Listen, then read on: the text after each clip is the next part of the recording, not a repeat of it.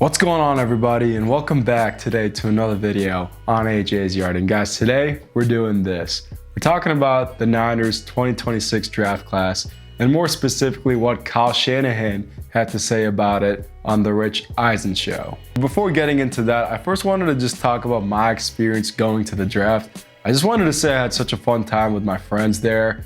Just seeing all the Niners fans there myself, and also just fans from really every team going on and cheering all the players that are newly inducted into the league, all in the hopes that they can make an impact to the teams that they're drafted. It was such a fun time, and honestly, such an awesome experience. The next draft will be held in Washington, D.C., and maybe, I don't know, I'll try to make my way there and go to that one as well. All right, guys, down to business. Let's talk about some of the context of what the Niners have been doing in the last couple of years.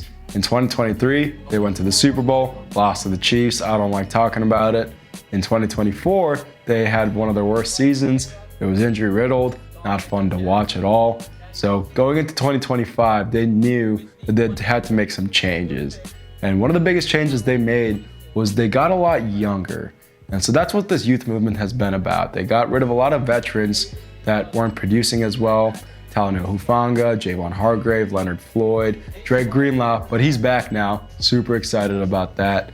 But yeah, just getting rid of a lot of the baggage and getting younger. Obviously now we have Mykel Williams in that draft class, CJ West, Alfred Collins, Upton Stout, all under that defensive side that Robert Saleh managed so well. And we got to see a lot of them play, and they also had a lot of good experiences with just, they got to experience a playoff game. Anytime a rookie gets to do that, it's good experience. So very excited about that, which is what makes this 2026 draft all the more important. And I guess some of the faithful are not too excited about the picks that the Niners made. All right, guys, what I really appreciated about Kyle Shanahan's interview yesterday on the Rich Eisen show was that he set up the context and the situation that the Niners were in that first round. They had pick number 27, and the problem with that pick is sometimes there's not 32 players or even 27 players that are of first round caliber, first round material. And so the Niners did not find the guy that they wanted to. I really believe it was Akeem Mesidor, that defensive end. He went to the Chargers, and then Malachi Lawrence right after that, both picks 22 and 23. Malachi Lawrence went to the Cowboys. And so I think those were who the Niners were looking for. They went away, and at 27, they decided to trade out of the first round completely. Kyle Shanahan really illustrated that they did this because one of the big concerns that the Niners had going into the draft was that they did not have enough picks. They only had 4. They really traded their third round pick for Osa Odigizua from the Cowboys, and that was a great trade, but it didn't leave them to have many picks. So coming out of the draft, by trading out of the first round and later rounds as well, getting 8 picks, doubling your picks, it allows for a more holistic draft class, being able to add at any position and depth at any position that's needed. I personally really liked, forgive me if I always butcher this, Ephesian Prysock. So they were able to accomplish 2 things at once, get more picks and also not, waste a high pick on somebody they didn't actually want. When it did eventually come time to pick at pick number 33, they went with Dejon Stribling, the receiver out of Ole Miss.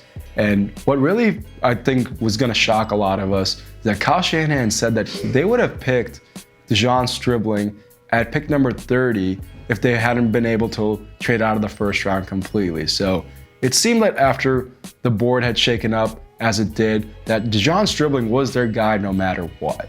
And obviously we've talked about some of the attributes that he comes with. He's 6'2", 4-6, massive physical receiver that can also be good in the blocking game. And that screams Kyle Shanahan receiver. Kyle Shanahan said he loved what he saw on tape, and as did a couple of other teams. I think that I was trying to find an official report on this, obviously nothing clear, but it seemed that the Rams, the Eagles, and the Packers were also all interested in Dejon Stribling. So Kyle Shanahan's mentality was really take your guy, otherwise he's gone. And I really do think that Dejon Stribling maybe wouldn't have been publicly known, but DeJon Stribling would have been gone 10 picks or so later. And so they just took him at 33 and did not look back. Kyle Shanahan also said they had a similar experience with Kalon Black, the running back out of Indiana, who they spent their 3rd round pick on. And they evaluated him going into the draft as the 2nd best running back in the class. Obviously, not a deep running back class, but they still had him at 2nd best. And so they took him in round 3, when I think a lot of teams had him projected going in round 4.